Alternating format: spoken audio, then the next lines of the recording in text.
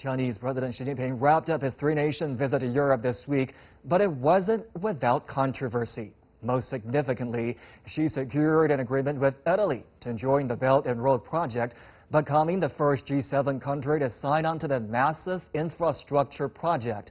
But Italy overcame pressure from Brussels to do so, as Europe as a whole remains suspicious of Chinese motives. Earlier this month, the European Commission even branded China as a systemic rival, despite the fact that the European Union is China's top trading partner. That helps to explain why the Europeans then presented a united front to Xi during his visit to France, as French President Emmanuel Macron also invited German Chancellor Angela Merkel and European Commission head Jean-Claude Juncker to join his meetings with Xi. How can EU members balance their relationship with China, and what is Xi's visit done to either dispel or fuel suspicion about China's intentions? Joining me today for the discussion are Cui Hongjian, Director of the European Department at China Institute of International Studies, and Pieter Cleppe, head of the Brussels office of the think tank Open Europe. Gentlemen, welcome to The Point. Now, a brief recap before our interviews. In 6 days, the Chinese president attended over 40 events. During his 5 stops in Europe, he walked away with new trade deals, including an order for 300 Airbus planes worth about $34 billion and a new Belt and Road partner in Italy. Based on that, most would say his trip to Europe was a complete success, but others say his visit has triggered unease in the EU over China's strategy with the region. Mr. Cui, let me start with you. Is that unease warranted? I don't think it's a new issue, especially from a European side, to worry about maybe the China's policy towards Europe. It's trying to dividing and ruling European countries like that. But at the same time, I would like to remind that this signature of MOU between China and Italy in the frame of the Belt and Road Initiative, it is not an unexpected event, because as we know, for a long time, Italian side showed a very big interest in the BRI, and also now Italian government and eagerly want to get some more cooperation from our side. But of course, I understand what happened now, but I don't think that China is trying to make some more troubles with European integration. But of course, the BRI or the China's cooperation with the member states and also with the European Union would be one more option, I mean, for European countries and even for European Union. Once there will be more integration, I think to get some more cooperation with China in trade, investment, and some other could be a very, very good choice for European Union. Mr. Cleppe, what do you think? Is China dividing and conquering here? And or are some EU members projecting concerns over the region's differences when it comes to dealing with China?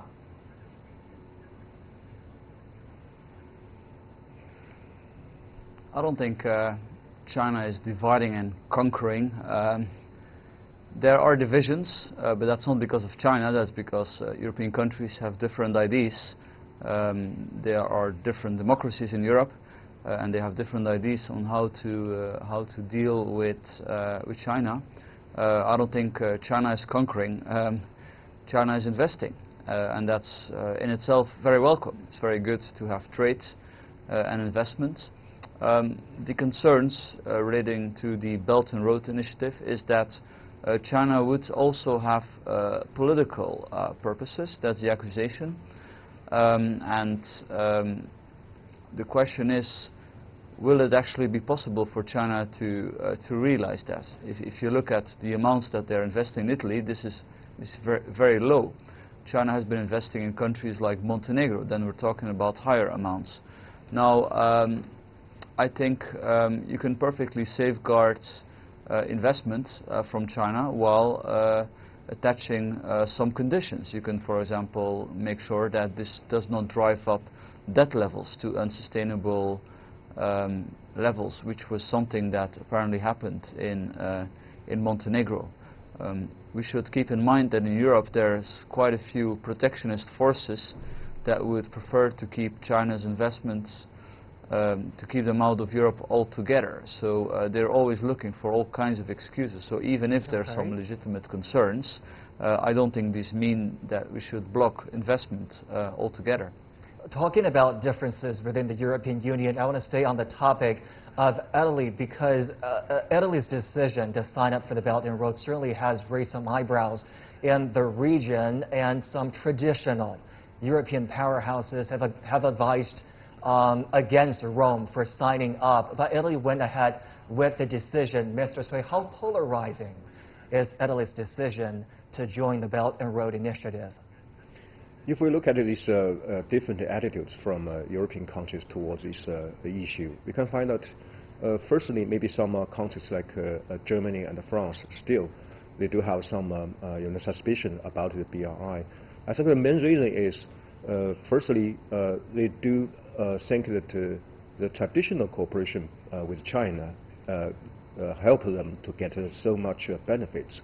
So they are afraid that maybe the BRI will change this existed situation. And secondly, I think now for France and Germany or some other major member states, maybe they are trying to take use of this BRI or so-called the Chinese influence in Europe as a pressure or as a dynamic to require other member states to join into themselves with a so-called single voice towards China like that. But of course, I think some other more and more even member states of European Union or non-member states, they showed a lot of maybe active attitude towards this BRI. But of course, I think once BRI could get some more partners in Europe, it should, promote itself, and also it should, create some more successful model for pragmatic cooperation, just like what happened now, especially between China and Italy. Once there are more successful cooperation, it will give some more convincible proof to other European countries. In regards to Italy's decision to join the Belt and Road Initiative, some might argue that other European nations, we of course have had EU members, smaller countries, joining the Belt and Road Initiative before, but some might argue those bigger nations, traditional European powerhouses, have already been doing business with China on every possible level, and their trade ties are profound with Beijing, with or without the Belt and Road umbrella. Mr. Cleppe, does that sort of establish as a double standard here? And what you talked about, political motives, a concern by other European nations, what else is preventing other EU countries from joining the Belt and Road Initiative at this point in time? Well, first of all, it's true what you say, that, for example, Germany has intense trade with China already. But indeed, there are some concerns, and I think a very important factor that we haven't discussed is how the United States is trying to convince European countries not to join. They have also recommended European countries not to go into bed with Huawei, which may even face a ban in the United States. The European Commission's think tank, in-house think tank, has labeled China as an economic rival.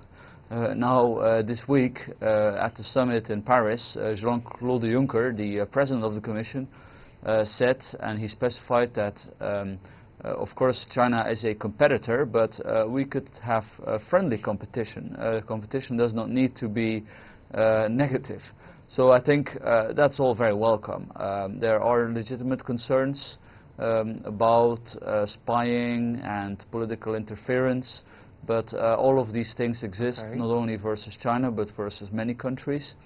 And I think these are concerns that can perfectly be addressed without disrupting trade. talking about the current relationship between China and the European Union, we are hearing many words, aren't we? Allies, partners, but also, as you mentioned, rivals and maybe competitors.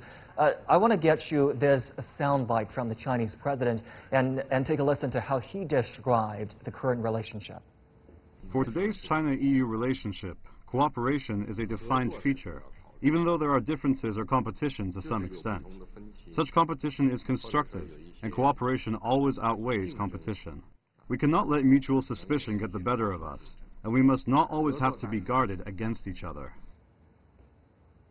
Mr. Cui, what can China do to dispel some of these suspicions and concerns that the European Union might have?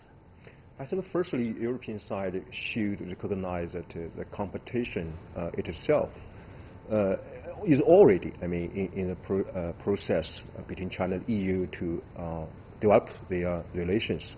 But of course, in the past, the cooperation and take, dominant role in these relations between China and EU.